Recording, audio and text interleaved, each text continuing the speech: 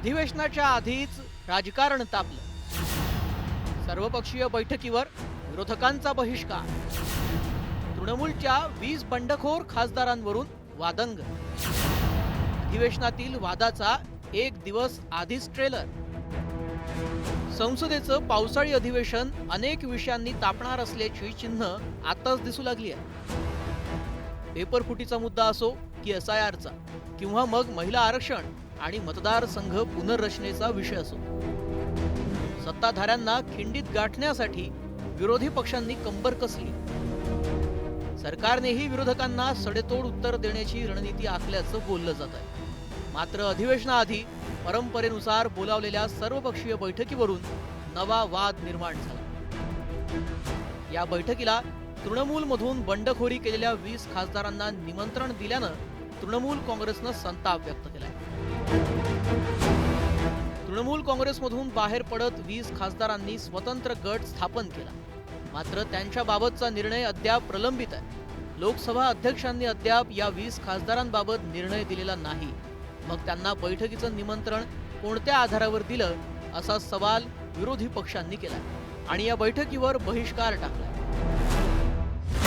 यात काँग्रेस, तृणमूल काँग्रेस, समाजवादी पक्ष, DMK, झारखंड मुक्ती मोर्चा, आम आदमी पक्ष, नॅशनल कॉन्फरन्स, डावे पक्ष, शिवसेना उभाठा या पक्षांचा समावेश.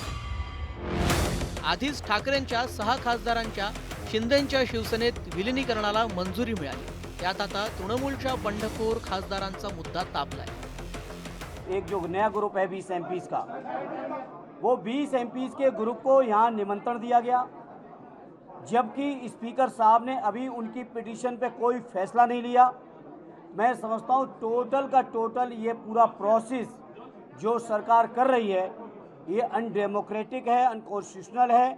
डेमोक्रेसी की हत्या के हर संभव जो प्रयास सरकार कर रही है, विपक्ष पुरजोर तरीके से उसके खिलाफ लड़ाई लड़ने का काम कर रहा है. जिस तरह संविधान को अवहेलना करके TMC के साथ जो कुछ हुआ है, आम आदमी पार्टी के साथ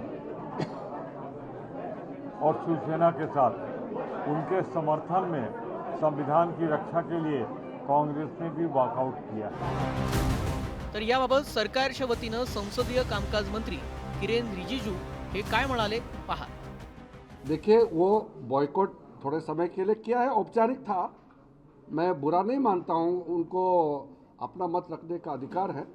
लेकिन NCPI 20 लोकसभा सांसदों ने हस्ताक्षर करके लोकसभा स्पीकर के पास नए पार्टी में ज्वाइन करने का और संसद में अलग से बैठने का व्यवस्था के लिए मांग किया हुआ है और ये नियम के तहत है.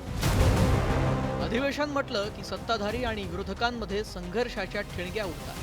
मात्र अधिवेशन सुरू होण्याच्या एक दिवस आधीच वादाचा आगडोंब उडाला आणि बंडखोर खासदारांच्या मुद्द्यावरून तृणमूल काँग्रेसला साथ देत सगळ्या विरोधी पक्षांनी बैठकीवर बहिष्कार टाकला.